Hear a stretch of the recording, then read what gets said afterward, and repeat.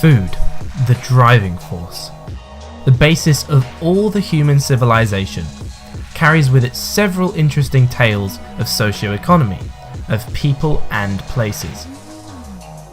Grown, bred or extracted, in India food is not just to be consumed. It is ritual, tradition, custom and myth. We create legends out of our food and food customs, and one such legend is that of oil.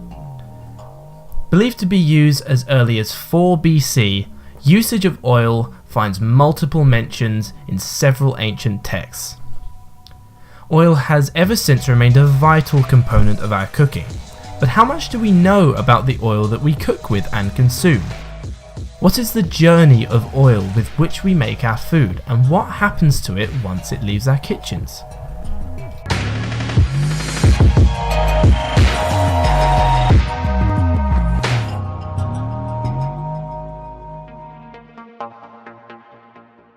Oil is ubiquitous. It is used everywhere. In your favourite restaurant, in fast food chains, in street food, in processed food, and in every midday snack that we munch on. India is the world's second largest consumer of cooking oil after China. Most of the commercial food outlets use oil in large quantities, and even conservative estimates place our annual consumption of cooking oil to an astronomical figure of 20 to 21 million tonnes.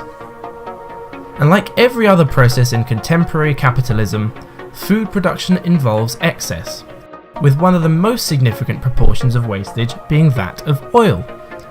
What happens to the oil in the fryer after cooking? Oil has its own journey thereafter, splishing, mixing and exchanging hands. Let us find out from the people who make our food what happens to the oil that remains.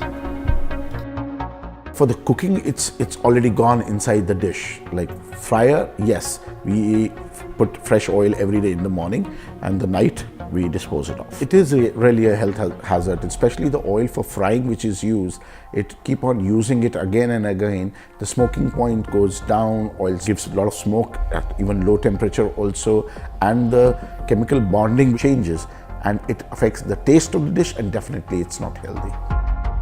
So what happens to all this oil that is collected?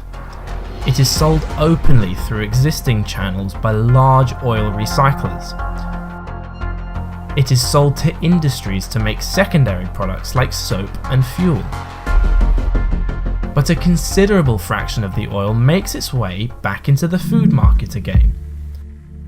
What if the oil which we use to fry our foods comes back into our kitchen? What if the oil collected from all the restaurants and factories gets mixed with fresh oil and is repackaged and sold back to us? Many small oil traders and cartels buy used cooking oil at a fraction of the original cost and mix it with fresh oil.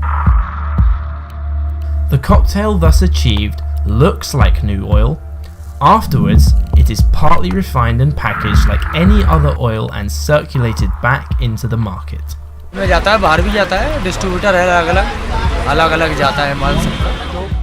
Many of the roadside street vendors buy this cheap variant and keep on using it until it becomes completely unusable.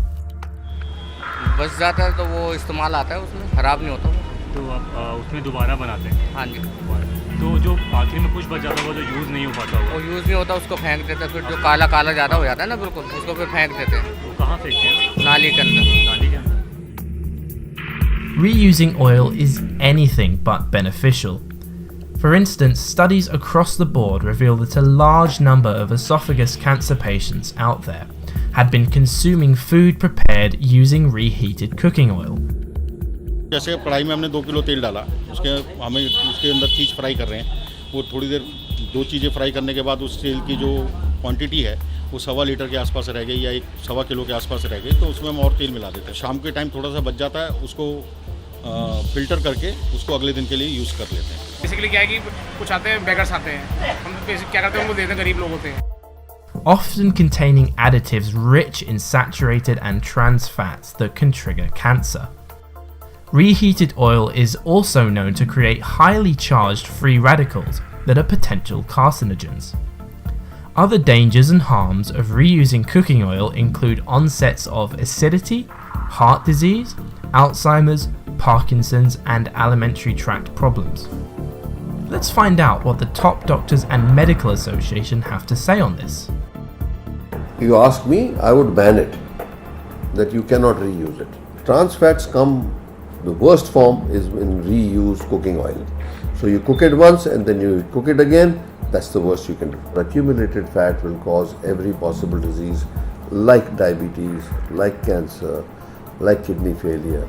If you are overusing used oil already, the risk to your life becomes much more. So our advice is, try to stay away from buying used oil. Lack of government oversight and regulations has also fueled blatant resale of used cooking oil by restaurants, food vendors, and even the snack food industry. Say public is uneducated, they can't see and read the labels, they can't find out what does it mean. Change your oil every time you're using it. Rancid oils increases free radicals. Free radicals are linked to atherosclerosis as well as some types of cancers, and they can precipitate heart attacks in individuals who already have blockages. Coming to grips with this malaise, FSAAI, the country's top food regulator, has prescribed a reuse limit for oil of 3 times. But this limit is, however, voluntary and is followed more in the breach. To say this is incredibly short-sighted would be an understatement. Maybe we ought to take a leaf out of how other countries have managed this problem. All the Indians who are going to get heart disease, if we let them get heart disease, there will be so much financial, economic, social burden on our country that we may not be able to bear it. So it's important that we pay full attention to it and actually start a definite program to reverse all this. The health of our future generations hinges upon the decisions we make today. How willing are we to stop the menace coming from used cooking oil? Letting the economy take precedence over public health has hit societies before and is bound to hit us hard in the future again. Time is running out for us. Let's act before it is too late.